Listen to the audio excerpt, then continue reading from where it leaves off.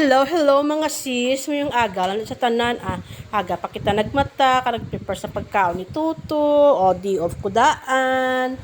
Wala ko ya di off kung sa balay ko, may pang ubra ko, may di off, apat ka adlaw, ti ang apat ka adlaw na, tinder ko guna sa iya, o di bala kay talag salong ko na naga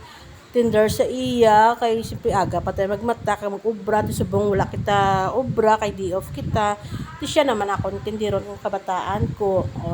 amo ginayang ubra sang isa ka iloy gidya tindiron ng kabataan once na may klase na aga magmata mag-prepare magtig-ang ma-prepare sa ilang klanlano tantanan lang gidyang aton ubra di balasis why na ya palsto yang isa ka adlaw nga wala ubra ang isa ka iloy tanan nga mga iloy na pag muklat na sang adlaw ya kamuklat na mata ka magtinder na sa ila na samtang naga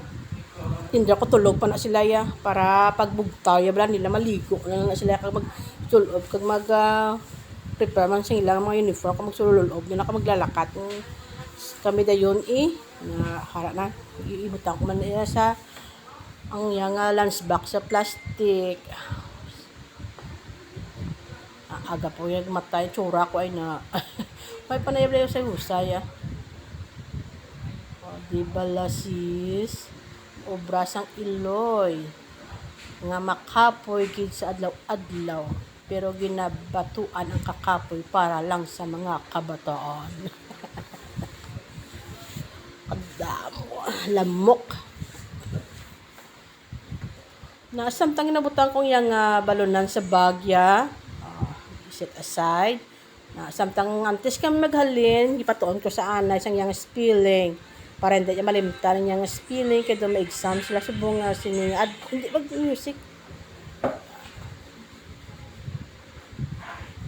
gatuon pa kami na yan antes kami niya maglakat para hindi niya malimtan bala kay siyempre budlay basta ya lalaki bata mo tig-agi niya ulo kung tudluan mo